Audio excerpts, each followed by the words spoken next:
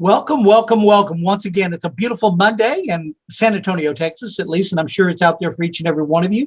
Thank you once again for joining us today on the Ask Joseph Land Insiders Club show. We've learned a lot over the last several months from Joseph Land, and today is not going to be any exception to that. We're going to have a wonderful day talking, enjoying each other's company, and I look forward to hearing all about what's on everybody's mind. So welcome to the show. Now we're here with Joseph Land. Thank you. Thank you so much, Tom. And Tom, I want you to put your information down in the chat. I want you guys, David Bass, I see you here. I want you to contact him because I think Tom can be a blessing to you as far as promoting you and what you're doing with the new company. And Tom has done that for me. I've appeared on several magazine covers and all that because of Tom and his interest in me and my family and our story. And so he's an expert at doing those kind of things. And so, David, if you will get in the chat and send Tom your address, and I'll talk to you guys both offline a little later about an idea I have for you. All right. So welcome everybody to the show today. This is a big Monday at noontime. A lot of people join us during their lunch hour, and they tell me that they really appreciate the encouragement and some of the things that are said by entrepreneurs who join the show and by things that are happening in your businesses. And I was going to have one of the entrepreneurs that I mentor, a young lady, on today. And I'm glad I didn't because a lot of people would have missed her. But she had a big new client call her and wanted to meet with her for lunch. And I said, hey, man, go to that first. So we'll have her on next time. But she's a young lady who's 30 years old, and she's taking her business from zero to having about $170,000 cash in the bank, very profitable. And doing very well. I'm so proud of her. I feel about her like a daughter. But anyway, we got some great people on today, and I want to go up to Canada. Terry, you were telling us a story. Now, this man and his partner have a tea business, like, tea. You pour hot water over tea bag, and it's pretty fascinating. I've been drinking the tea every day. But I met Terry, and he started telling me a story about his entrepreneurial endeavor with his partner. And I'm learning more and more about it. It's just fascinating, the process of what you do to make tea. And I was reading, you read all these articles, and one of the issues in my family has been cardiovascular health. I don't know if any of you guys have had that issue in your family.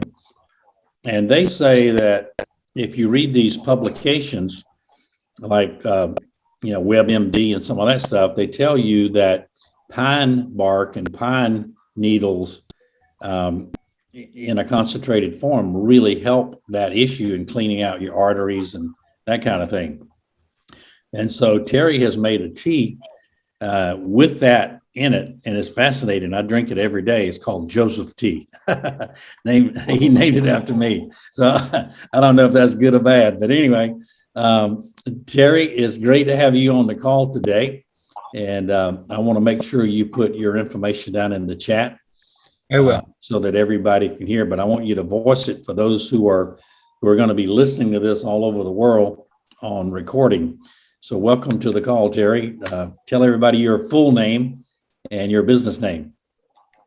Well, my full name is Terry Harvey Clark, and our company's name is Tawatna Spirit Specialty Tea. And I'll also put that in the chat.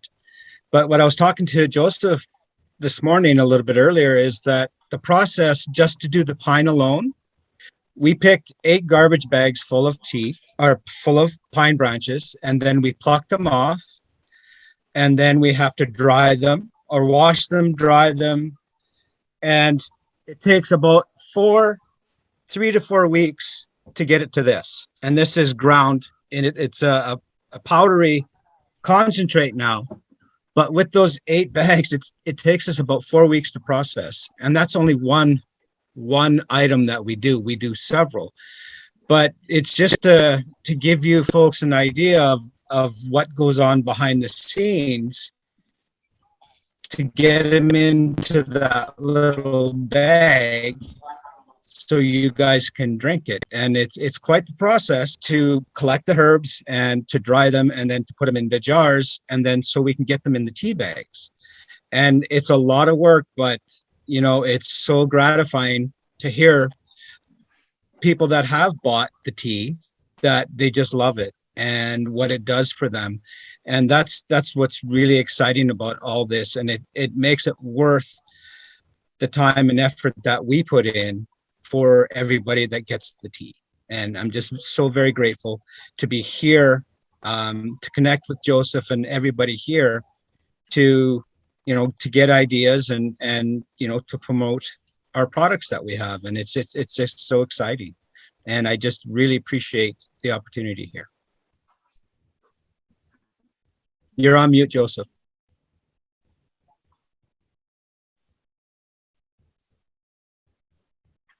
You're on mute, Joseph. Terry, thank you for that update. Show us that jar again. Okay. So this here is the pine needle that we grind up for the tea. That's awesome. See, there's always a method to my madness because there are all kinds of businesses that you can own. And when I see somebody really taking one and doing something with it, it excites me. And so, Terry, I wanted you to show everybody that process today. And the tea is excellent. And so make sure you put your information down in the chat so people know how to contact you. Tom Henderson, you're out in Hawaii today. Man, welcome to the call. That takes a commitment. It's 6 a.m. out there, right? That's right. We feel sorry for you that you got to enjoy that weather in Hawaii today. Oh, it's been miserable. All the sunshine and everything here. It just been awesome. Just enjoying the culture and everything here. It's nice. That's awesome. Well, Wendy Pruitt and I feel sorry for you with all that sunshine and good weather out there, and we getting rain over here. So Absolutely. In Georgia, it's raining like crazy, and raining like crazy in South Carolina. It looks like it's gonna rain again. Absolutely. That's good. Well, Tom Armour, how are you doing today?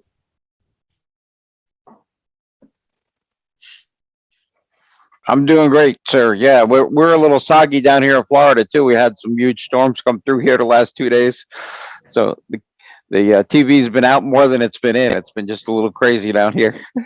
Tom, I always like to have Tom Armour on this call because he's a guy that's done some big deals and has great wisdom.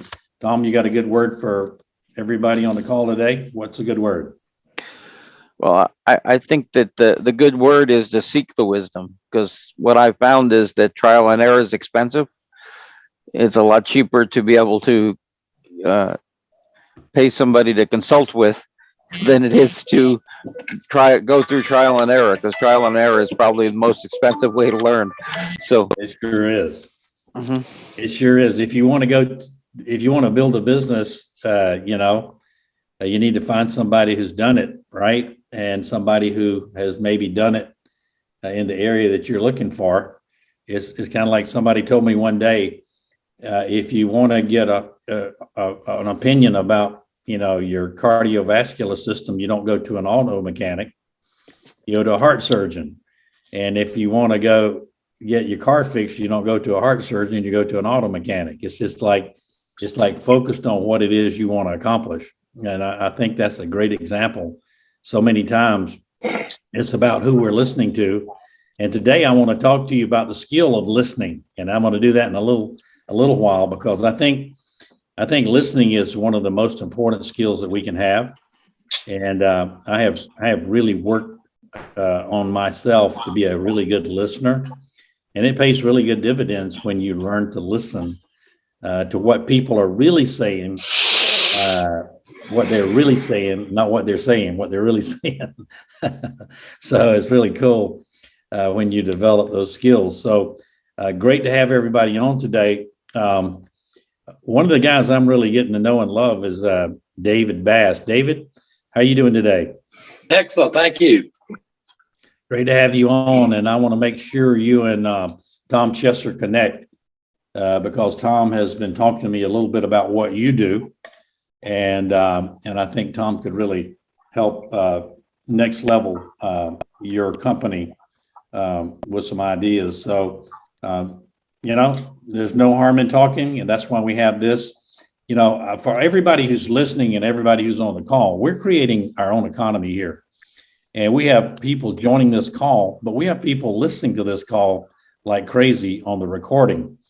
And so people are getting blessed by hearing you guys talk about your business and hearing you guys ask me any questions that you have about your business, because, that's how we all prosper, helping one another. And we're living in a world where people need to be a blessing to each other. A lot of people are struggling and times are tough and this and that. And so the reason I'm doing this is exactly that. I want to be a blessing to people. I probably don't have to be on this call at 12 o'clock every day, but it's my passion every Monday. I probably don't have to mentor people, but it's my passion. I want to teach them, like Tom Armour said, I want to teach them what I've learned the hard way so they don't have to learn the same lesson. Isn't that cool? So I wanted to tell you guys that today. Anybody have any questions for me today? Let's get a few questions out there. Anybody have a question about their business? All right, Kandace. This is a big one. When a person is just starting out and they have a great idea, but nothing else, what do you do? Just from scratch. How do you suggest making the right connections? Yeah, I think, and you and I've talked, but I think one of the things that holds people back is fear. Yeah. And living in the city of comfortability, or living, I call, in the city of ordinary. God is calling you to do something, and that fear is holding you back from really doing it. Mm-hmm. And burning the boats and saying, I'm going forward. This is what I've been called to do. I don't care. I don't care what people think. I don't care how I feel. I'm gonna make these 10 calls today to clients. I'm gonna do this action today, and I'm gonna shoot for this result today. And then you lick your chops and you do the same thing again tomorrow. But so many times the reason a business doesn't work for someone is because they're not working it. Mm-hmm. Mm-hmm. It's so true. And especially a business that doesn't require a large investment. Think about this a minute. Let's just say you invest in a direct sales business and it costs you, $1,000 to get started, and you do nothing. Well, don't blame the company because you did nothing. Right. Blame yourself. Look in the mirror. And so the same thing applies to traditional business. If you run an investment company and you're not investing, or you're not getting clients to invest, then don't blame anybody. It's on you. It's your company. And so what I try to encourage people to do, no matter what kind of business that you're doing, is do what's uncomfortable in the short term so you never have to be uncomfortable again. Mm-hmm. Does that make sense? Oh, absolutely. So that uncomfortable, see what I see right now and hear from you is you're a little bit uncomfortable. Am I right? I'm uncomfortable for the financial reason, that aspect of it more than anything, because I know my ideas in what I do. Right. But yeah. So I'm uncomfortable from that perspective. And if you'll just do it and get a few clients, mm-hmm. and practice delayed gratification, struggle, enjoy the struggle, and trust God, you're going to get blessed. Enjoy the journey. Exactly. Right. And the struggle is a part of the journey. Mm-hmm. Let me tell you a story about a young man who played professional baseball, lost his dream, and started a trucking company with $50,000. There were many days when he took his little sandwich to work and sat in the little tiny office by himself and put the phones on hold so he could eat his sandwich, where he was scared to the point where he had to do it because he had a family he had to feed. And if I didn't do it, I don't know what would have happened. Right, right. And so it's that good fear that drives you to success. Mhm. Let me say it another way. I was frightened to the point of doing something, and so here's the thing, if we don't do what we've been called to do, will we feel bad about it later? Of course Yes. we will. And so why not just do it? And we'll figure out the finances. We'll figure out your finances. We'll figure out what it is you need to do to next level your business. Mhm. There's always a way. Does that make sense? Yeah, absolutely. Thank you. You're welcome. You're welcome. Anybody else have a question? Joseph, I do, or comment. I mean, one thing you said a week, 2 back is one of the best things for anybody to invest in is their own business, right? Yes. So, and we're investing in a business, and we're offering people to go in business for themselves, but not by themselves. I'll make a comment on Kandace's question. I made some lists, I made some approaches, but yesterday I took about an hour. I went through my phone, through the A's, the B's, the C's, the D's. I went all the way through it, and out of 1,000+ names, I picked out 140 more names, and a lot of them on my chicken list. I'm almost fearful, even though I'm pretty confident and pretty thankful and grateful in life. Sometimes it's just some of the chicken list you want to call. But I went ahead and texted 200 of them this morning about the show. We'll get them next week, okay? And then what's real important to our business? Part of it's about personal growth development. How much time should a business person spend on themselves, and how much money should they spend on themselves as far as coaching, life coaching, personal growth development? So that's a good question for you, because you're one of the best at it, Joseph. Thank you. Just doing it anyway is the key. And I said, I want to make sure you guys hear this. People ask me all the time, what is the best investment I can make? I know in these times, where should I put my money? What should I do? I said, the best investment that I think a person could have is creating a business of their own that produces income that they didn't have before, right? If it's a dress shop or whatever it is, a direct sales business or whatever it is, if you create a business, Tom Henderson's daughter-in-law has a monogram business that does a couple $1 million a year out of their house, and she's just rocking it. And so what a creative idea. So many people have great ideas to diversify their income outside of what they're already doing. And so I remember going back to the chicken list, David, that you mentioned. When I was a young man running my transportation business, I hauled a couple of trailer loads of refrigerated product for a firm in Philadelphia. And I saw how huge they were. And I said, man, I need this lane for my trucks. And so I called and made an appointment, but it took me 3 or 4 days to get up the nerve to call. And so when I called, I got on a plane and flew up there the next week to sit down and meet with them. And I got to the office for my 10 o'clock meeting, and I sat in the lobby, and the guy didn't come out to get me. And I asked the receptionist, I said, is he here? He said, yeah, he's here. He'll come out. And so 2 o'clock in the afternoon, I'm still sitting in the lobby. And I walked up to the lady. I said, are they just joking around with me? Are they going to see me today? She said, oh, no, they plan to see you. They just got really busy. I said, well, you go back and tell them that I'm not afraid to sit in this lobby, even spend the night here if I have to, because I flew all the way up here from Florida to see these people. And about 4 o'clock, the big man, the boss of the guy that I had gone there to see, came out in the lobby and looked at me and he said, son, he said, I'm very impressed with you. I said, for what? I've been sitting here since 10 o'clock. And the guy said, come on back to my office. I want to talk to you. And I thought, well, okay, great. I don't know how this is going to go. And I went in his office and I started talking to him about my company.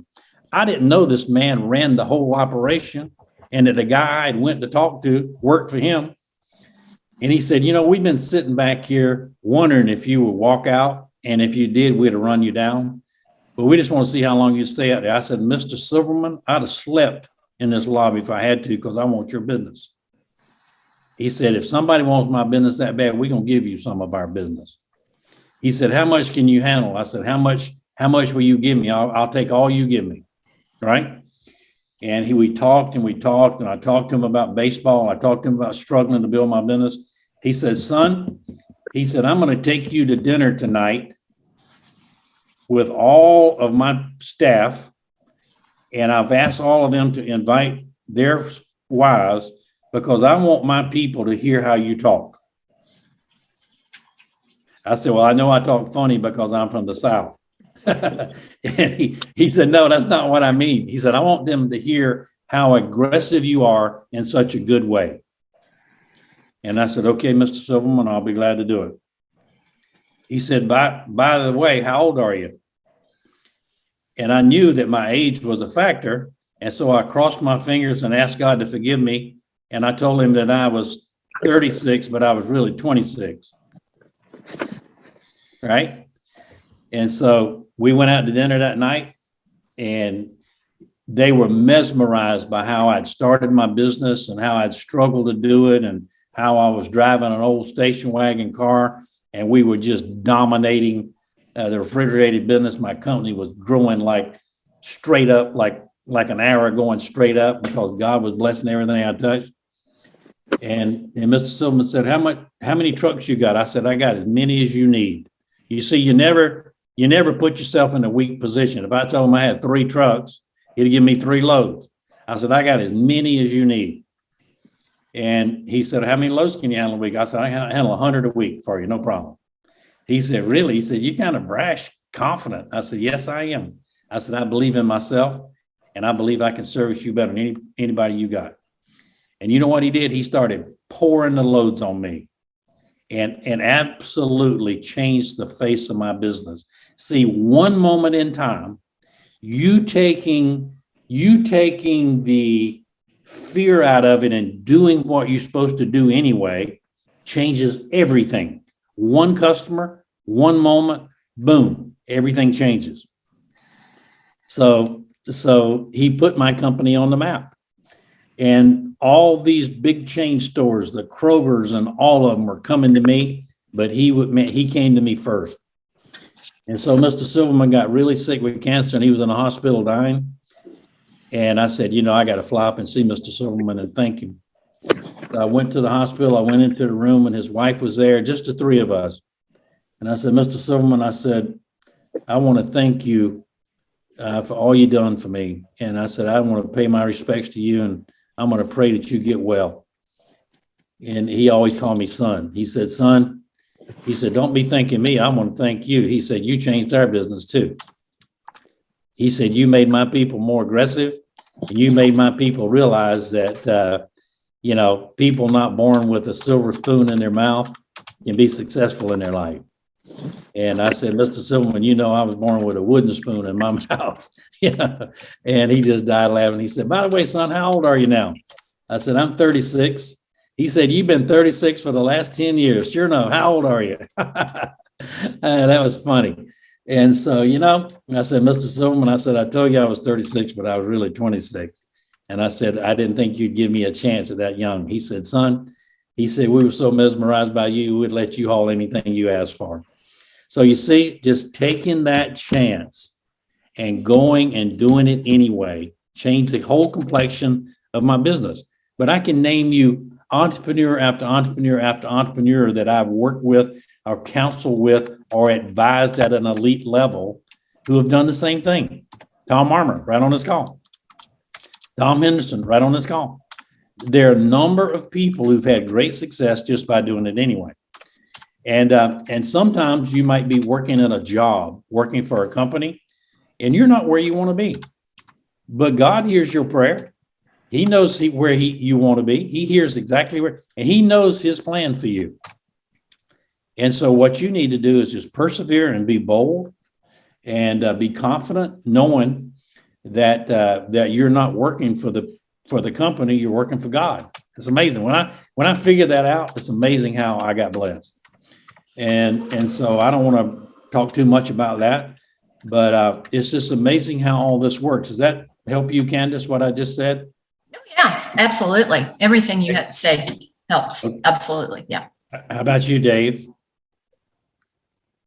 Very much. Thank you. Yeah. Now Dave lives in Georgia too, and he runs a big company, big insurance company, has a lot of people. How many employees you have? 35. Say amazing. And he just moved his offices and stuff. And I'm really proud of you, Dave, because I see some great things getting ready to happen in your business. And I'm very proud of you. Appreciate it. Thank you. Good. Anybody else have any questions for me today? One thing I wanted to point out, and I think the thing that stops us from holding it back from having abundance is a simple word called scarcity. What are you scared of? Why are you scared? There's no reason to be scared of something that's been given to you that can help other people. What are we holding back for is because we're scared. So you don't have abundance because you're scared of something, but you don't need to be scared. There's no reason to be scared. And the other thing that you use to get over that is a thing called leverage. You can leverage the relationships you have in this room right now to help you identify what your company is, the purpose of your company, come up with a game plan. You've got so many people in here that have been through it, done it, and got over being scared of something. So take advantage of the opportunity of who surrounds you and use that as leverage to push forward the dream that you have, because each and every one of us have a dream. Each one of us, Joseph is a dream maker. We all have dreams. That's how our businesses came into effect and become successful, because we lived our dream. But we got over whatever held us back and was holding on to us to keep us held back. So just use who you have in this room. You've got people in this room, let me tell you right now, that can add volumes. Don't be bashful. Share your vision. Use us as a beta test if you want to, of how and what you need for your business, because we're all here for you. That's what I want to say. Amen. Thank you, Tom. That was great. Anybody else have any questions for me today? I'll add one thing to what Tom said. Procrastination is a thief of dreams. You procrastinate today and push it off to tomorrow, you'll procrastinate again tomorrow too. But once you do it, it feels good. And you keep doing it. My wife will tell you right now, I am not a procrastinator. I learned that the hard way. Hey man, we got something we're going to do. We're going to do it today. If it, hell freezes over, I'm going to do it today. And if I can't, I'm going to do it first thing in the morning. I just learned the blessing comes from being diligent and not procrastinating. Anybody else have any questions for me today? Tom Henderson, you got a question? You're muted. Okay. All right. Yeah, Joe. Yes, sir. Yeah, one of the people write down the name Art Williams, and he gave a speech. Just do it. It's Just 20 do it. minutes. I love that. It's 20 minutes and 52 seconds. And if you don't know who Art Williams is, go watch the video and it'll blow your mind. But the whole thing with his speech is just do it. I don't care what the circumstances are, just do it. And if you listen to his speech, that will answer a lot of your questions. Amazing, amazing man. It's amazing. That's one of my favorite, I guess you call that a podcast now. Back when he did it, it wasn't. Yeah. That's one of my favorite things. Google Art Williams. He was a very, very successful insurance guy and a very successful high school football coach. Yeah. And a very successful motivator and godly man. And he ended up selling his company for several $1 billion and bought a whole town in North Carolina as one of his investments. But he just says, just do it. And so what I say to you, Kandace, is just do it. Yeah, just I am. I am. Thank you for that, Tom. Yeah, it's just a phenomenal man. But the video is 20 minutes and 52 seconds on YouTube. It answers all your questions, really. Just do it. Just do it. I love it. I love it. David Bass, you need to send that out to your friends too. Right. And just by the way, I grew up kind of a non-competent farm boy and went through some personal growth development classes. I joined Art Williams, A.A. Williams about 1982, 83, and had offices and agents, and I went to the conventions in Cancun and Acapulco, and but listened to Art Williams for about 8 years, and springboarded from that into some other. But it was to just do it, and so many things. A great mentor there, and of course we're hoping in our venture to have Joanne to be our Art Williams, or be Joseph Land, who he really is, and be one of the, as he already is, one of the greatest speaker, teacher, trainers in the world. And we're developing some here at Champion Ventures or Champions U founders.com, to really change lives in a big way and also educate people in some other really big areas, so thank you. That's great. Well, I want to, if there are no other questions, I want to talk to you guys about listening. You want to do that? I want you to get your notepads out. I want you to take some notes about listening.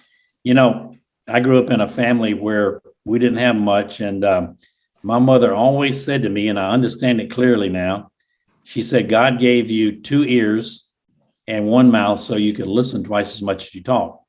And my mother was so wise, and she was such a beautiful listener. And when you got through talking to her, she made you feel so good by the way she listened to you. Have you ever tried to talk to someone and they're distracted and working on their phone or whatever, and you just don't feel like, why are you even talking to them, right? And so I want to talk to you about the power of being a good listener, listening. And the first thing I want to talk to you about is listening to yourself. What are you saying to yourself? Because part of the communication problem with your clients or your business associates or whatever can be, the way you're communicating with yourself, what you're saying to yourself in the quietness of your heart. And what words are you using to yourself? I want to say words when I wake up in the morning of edifying myself. I want to look in the mirror when I wake up and start brushing my teeth saying, hey man, you got a chance to win today. You got another day. You got a big day to win. And it's the tone of voice and the body language that we use when we're listening to others or communicating with others is so important, even ourselves. And I think the better we are with words to ourselves, the better listeners will be to others. It's just so important. And so start listening to yourself, what you're saying to yourself. And I want to be a safe, write this down. I want to be a safe listener for all of my business associates and clients and friends and people that come across my path. And so is it easy for one of your clients to speak to you? After they speak to you, do they leave and feel refreshed? Is there a factor of trust when people speak to you? In the transportation business, we did a lot of tough business, and dealing with people unloading our trucks and things like that. And hey, my word was my bond. Can you trust me? If I tell you, you can bet your life on it. And we did millions of dollars of business on a handshake and on trust.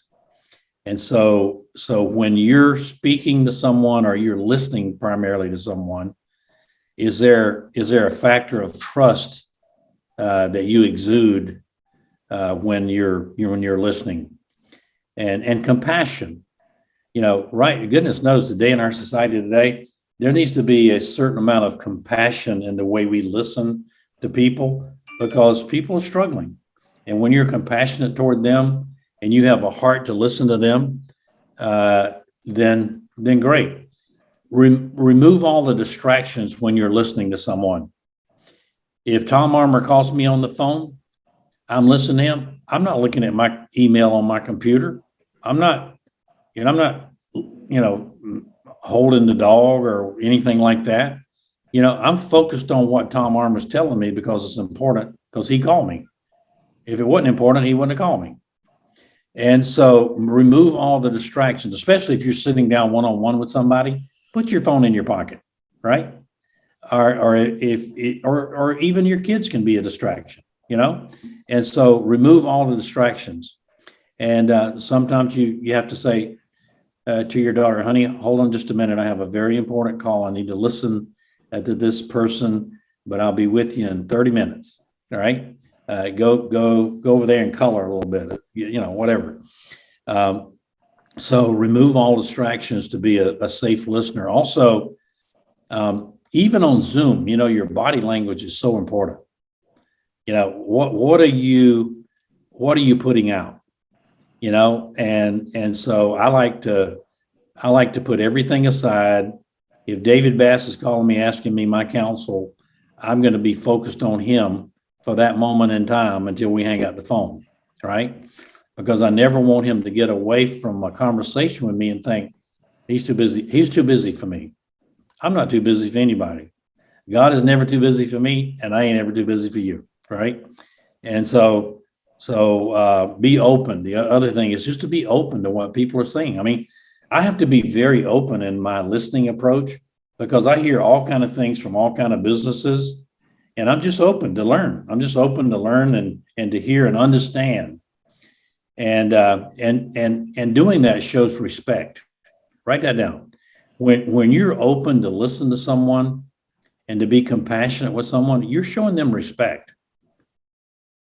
And who wants to talk to someone who's disrespectful? Nobody, And so when a client calls you and he has an issue, hey, you just be respectful and say, gosh, I'm so sorry we're having that issue. How can I fix that? Always ask a few questions and I listen, gosh, I apologize. When you can put yourself down and lift somebody else up in a conversation, you can be very powerful. Listening is so important. The third thing I want to emphasize here about listening is listening with empathy, having compassion.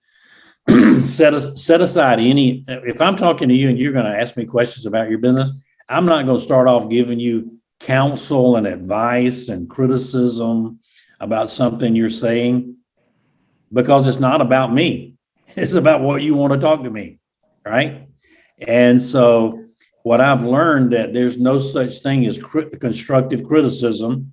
There's only criticism. So I never am critical, right?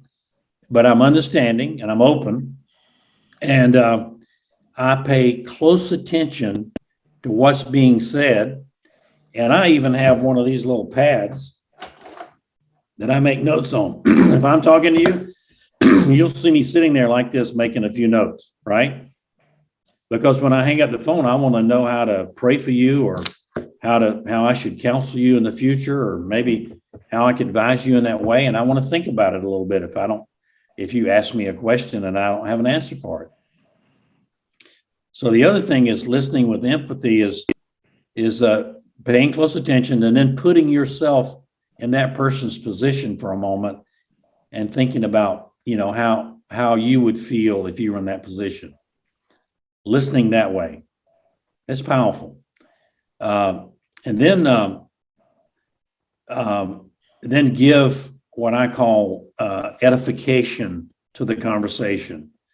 When the person has spoken to you in a sincere way, edify the good of what you're hearing. There's always something good in what you're hearing. Edify. Say, hey, Tom, I know where you're coming from, man.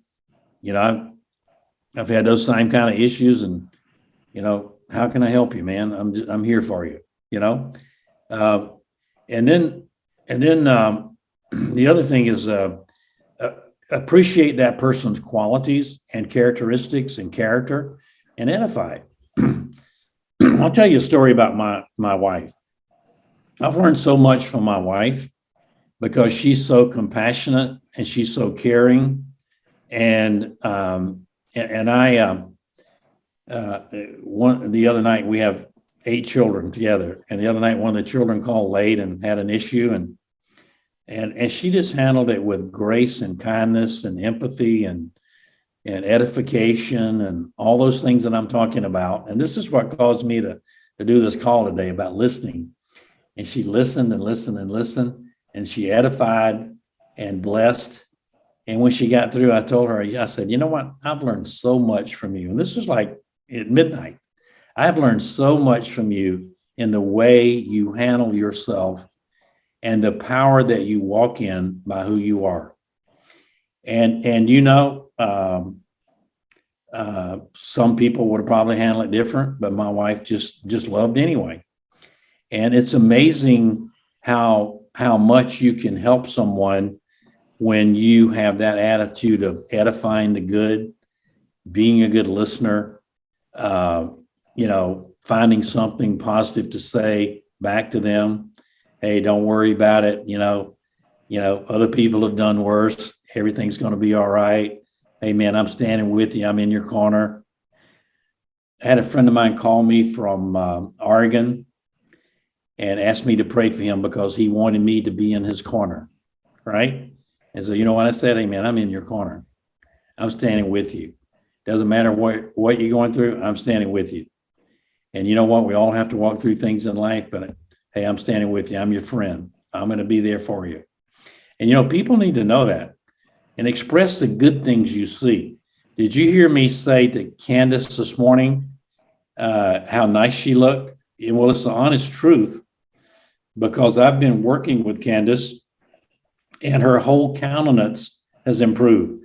And you guys know Shane, who's on this call regularly. Shane had a dental emergency today, but her whole countenance has changed since I met her, because her confidence is through the roof. And God is really doing something special in her life. And so when you're kind to people and you're a good listener and you're edifying them and giving them the right responses that they, as they talk with you, you'll see their whole countenance improve. And that's what we should be about. And here's a fifth thing about listening. Don't start giving counsel to someone until you ask for it, right? If you call me and want to talk to me, I'm not going to start telling you what you should do until I listen to everything you got to say and you ask me what I think. Like I said, there's no constructive criticism. There's only criticism. And so I'll tell you another story. It happened to me this morning. We're redoing our kitchen in our house in North Carolina. By the way, would you like to see my house in South Carolina? I did this on purpose today. I want to show you that dreams come true. This is our penthouse in Charleston. You can see it behind me. And Very see nice. a picture of my wife and me above the TV. That's a painting we had done of a picture of us. And we have a penthouse overlooking the city of Charleston. You see the city in the background over my computer, all the church steeples, and you see the bridge. You see the harbor out the other window. See the harbor, we're up high. And this was a dream for us. And we spoke it into existence, and we listened to each other, and we heard each other's hearts. And Tom's been here. Tom Henderson has been here, right, Tom? And so the beautiful thing that Tom Armour and I have learned to do through training that we've had, and we've learned to speak to people when they ask us to speak to them in the third person. If somebody called me and I was listening to them and they started telling me, hey man, I'm having a problem with my wife, and I said, yeah, I know you are. Yeah. When he started asking me, well, what do you think about that? Yeah, I know you are. And I said, well, how do you know? I said, I just know. So you got to learn to do this. And I said, well, have you heard something from somebody else? I said, no. He said, well, how you know I'm having marital problems? I said, dummy, because you're married. Everybody married has marital problems. You just need to get over it, right? And so, it's just like, duh. And so, you know what? When you can edify and love a person, this asking you to listen to them, and you can lighten up the conversation and speak to them in the third person. A lot of times I'll say to someone, hey, I know exactly what you're going through. Let me tell you what a friend of mine told me when I was going through a similar circumstance. Now, it's not me telling them, it's the friend of mine who told me what to tell them. You see what I'm saying? People aren't offended when you talk to them in the third person. And Tom Armour and I learned how to do this, didn't we, Tom? People are not offended when you talk to them in the third person, and you don't need to learn to do that. And so a lot of times when I'm dealing with clients and people that sometimes I would really like to tell them what I think, I just say, okay, let me tell you what I learned from someone else on a deal like this. And I think this is the way we should do this. And it just goes a long way in doing it. And am I perfect? No, I'm not perfect. There was only one person perfect. And I err in a lot of ways, but I always ground myself in my faith, and I always bring myself back to what I know and what I've been taught to do. Tom, can you talk about that a little bit, Tom Armour? Yeah. Well, the other thing that we've learned from talking to people is we learn a lot about business because we're talking to business people all the time. And what I've learned to do is not answer or solve an objection until I know what it really is. Yeah. And I used to teach that to people, especially I used to do a lot of teaching to people in selling homes at, different things. And people come in and say, is there a school nearby? And then the real estate agent goes, oh yeah, the school's just down the street. It's great. You're going to love it. What age are your kids? It's going to be fantastic. Well, you know what they don't know? They don't know if having a school nearby is a good thing or a bad thing. So you need to ask them. So before you answer it, know what they're doing with. So you say to them, well, is having a school nearby important to you? And someone says, no, it's not, because I had a school nearby me and the kids used to trample my lawn and break all my stuff, and I don't want to be anywhere near a school. You say, okay, great. Well, the school's 3 blocks away. The school's still 3 blocks away. You just answered the question in the way they wanted to hear it and gave them what they were looking for. The school didn't move, but your answer changed based upon what their real problem was, because you don't know what it is till you ask them. Exactly. So right. I think a lot of listening is asking, is what I learned from you. Right. So anybody have any questions about listening today?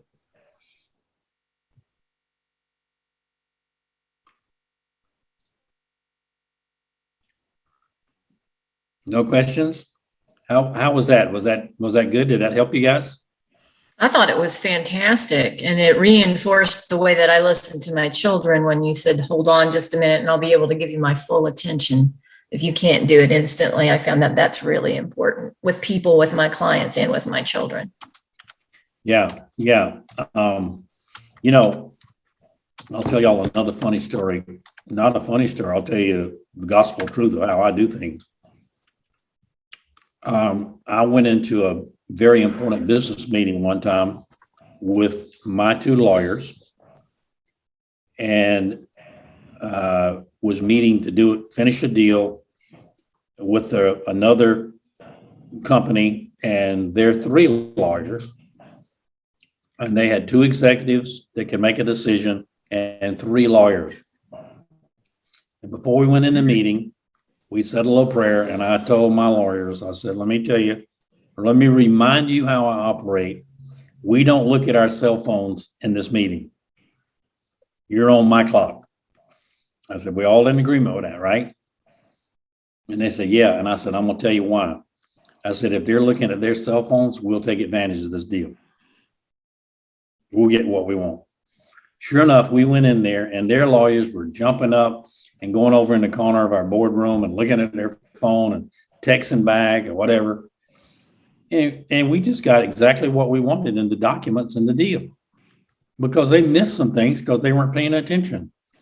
They were not focused on listening to what we had to say in our deal. And so we took advantage of it. That makes sense to you guys? Mm-hmm. And it's just so important that when you're listening to someone, whether it's a big real estate deal or an acquisition, or you're just listening to your children, hey, drop everything and listen. You know, I was with my daughter and three granddaughters.